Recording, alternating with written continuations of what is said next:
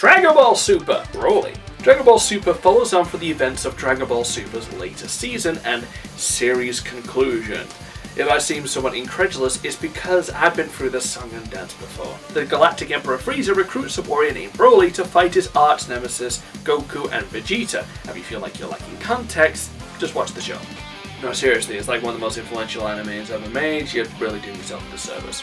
If you're intimidated by the amount of episodes, check out Dragon Ball Z Kai, that's the best way to see it. Anyway, Broly was originally a brute from a series of Dragon Ball movies, extremely strong and motivated by a hatred of protagonist Goku because he cried when he was a baby. These films were non-canon owing to how they didn't match into the show's continuity at all, but his popularity led to an attempt to integrate him into the show, with series creator Akira Toriyama reimagining him in his own style. The new Broly has something more of a caveman background, raised by his angry father to fight despite of having a more gentle nature. His sympathetic personality actually had me wanting him to win early on, and this was against characters I've grown to like over many years.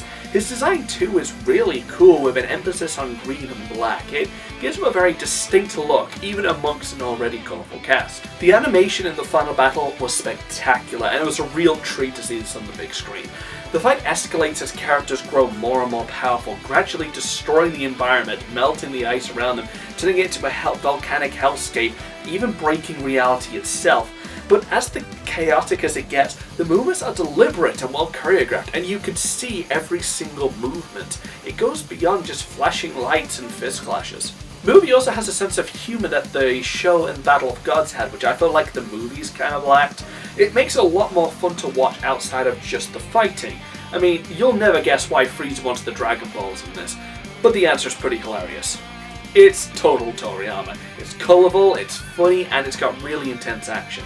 It is really cool to see these aspects becoming part of the show's canon, namely Broly and the fusion of Goku and Vegeta called Gogeta. And including his special attack, the Stardust Breaker, the second coolest move in the entire series after the Spirit Sword. I hope this doesn't result in just making remakes of the movie characters though. I would like to see what Toriyama does with Cooler.